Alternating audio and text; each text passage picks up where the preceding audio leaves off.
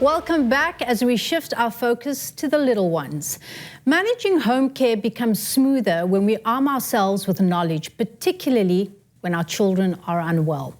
Today we're joined by Kieran Ronchot, a skilled pharmacist from Steenberg Pharmacy, and we'll delve into the different kinds of coughs that children might experience and learn how to tailor treatment accordingly.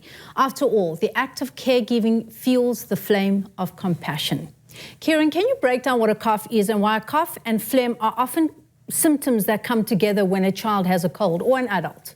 Yeah, so these is, I think, just with winter, there's lots of colds and flus around, and most of the times with the cold and the mucus and the inflammation, there is mucus that goes onto the chest due to a postnasal or allergies. So there's a variety of different kinds of coughs, be it wet cough, which normally means there's a bit of an expectoration of phlegm. Okay. There's a dry cough where there's no phlegm.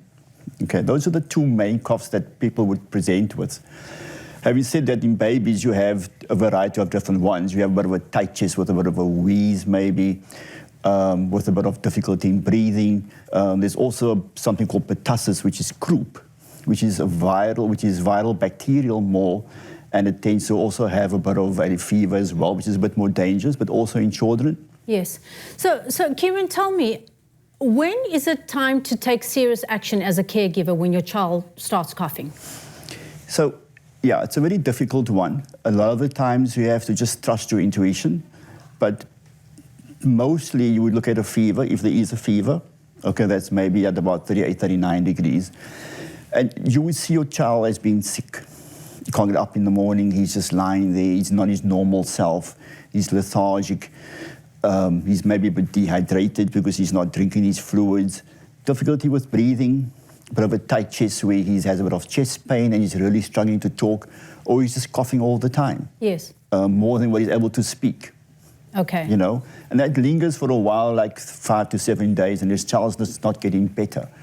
You know, so I think at the point where it becomes very high fever and he's really struggling to breathe, he's out of breath, you want to take a bit of extra steps. Okay, I like that. So use your intuition. If the cough becomes incessant and it's accompanied with a high fever, then take more severe. Also, with a productive cough, you obviously have a bit of yellow phlegm, which is indicative of more of a bacterial infection. Yes. Obviously, if it leads to blood, and you're looking at pneumonia, viral pneumonia, bacterial pneumonia. So you have to just monitor the child.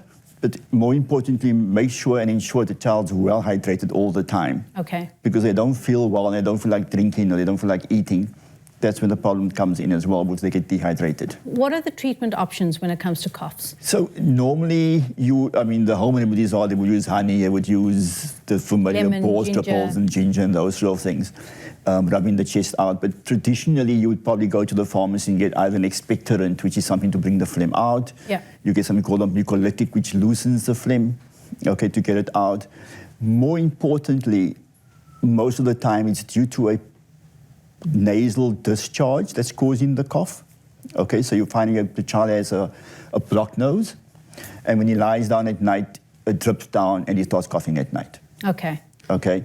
Alternatively, if it's mid-morning, it could be a bit of a tight chest and a wheeze and a sort of constriction of the bronchioles of the lungs that tends to cause the tightness, causing the cough.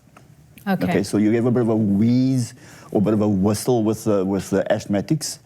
Okay, as opposed to the barking cough with the croup. Yes. So medication would be, depending on what kind of cough you have, the doctor or the pharmacist will ask what kind of cough is it. The dry cough, is it a wet cough, is there a fever, is there a runny nose, is there a blocked nose? And then also decide, well, the pharmacist or professional will decide, or listen to the chest in the case of a doctor to see what's going on, look at the tonsils, whether they're swollen, whether they're inflamed, whether the ears are blocked, and then decide on what to give, whether it's an antibiotic for an infection, if it's yellow and the child's really sick, or just an antiviral immune support, which is also very, very important to consistently give the child good nutrition. And the immune boosters, vitamin C, vitamin D, zinc, to boost up the resistance to be able to fight the coughs and the colds. Thank you very much, Kieran. Saving the day is definitely easier when you know which medication to turn to.